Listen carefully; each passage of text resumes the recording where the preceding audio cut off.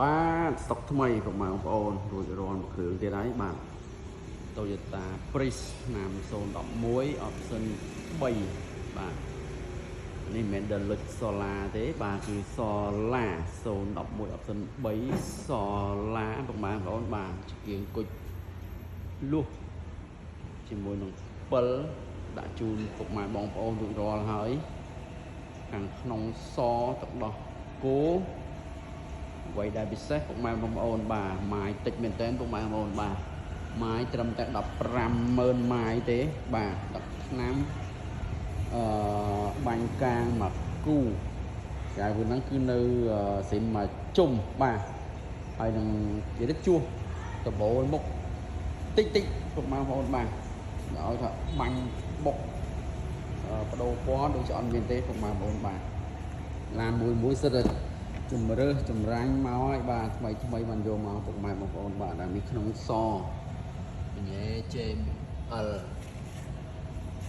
អេក្រង់ធំបាទពេញរបស់វាពុកម៉ែបងប្អូនបាទ3ពេញបងអានេះបាទពេញបឹបបងបាទក្នុងសទៅដល់គោបាទមកភ្លឺជាក់ភ្នែកណាពុកម៉ែបងប្អូនអើយបាទកង្វែងជើង VIP បាទមានស្រាប់ពុកម៉ែបងប្អូនបាទសបកផងម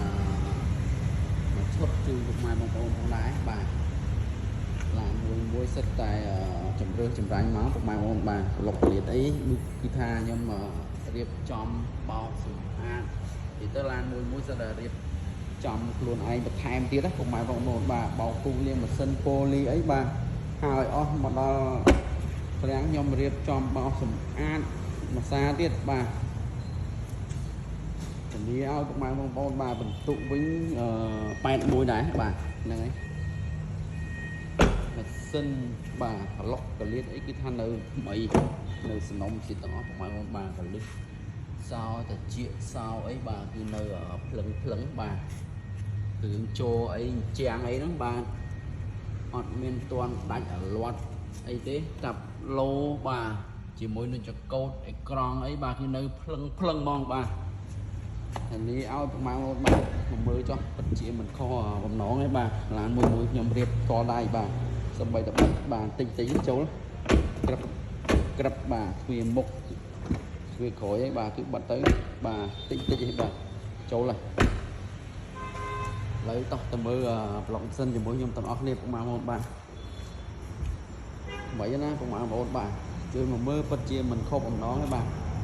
ឡាន5-6គ្រឿងបាទគឺសិតតែថ្មីទាំងអស់បាទប្លុកម៉ាស៊ីនចៅចងអីធានាឲ្យពុកម៉ែបងប្អូនអត់មែនច្រេះអត់មែនផ្ញើទេបាទគឺមកភ្លឹងតែម្ដងបាទនៅសំណុំសៀនទាំងអស់ពុកម៉ែបងប្អូនបាទបងប្អូនចាំអារម្មណ៍អាចតំណមកបានបាទមានបងរំលោះ25ខេត្តក្រុងផងដែរពុកម៉ែបងប្អូនបាទអរគុណច្រើនសប្បាយនឹងសំណាងល្អបាទ011 option 3 solar បាទនេះ3ពេញតែម្ដងបាទ solar ទៀតបាទអរគុណច្រើន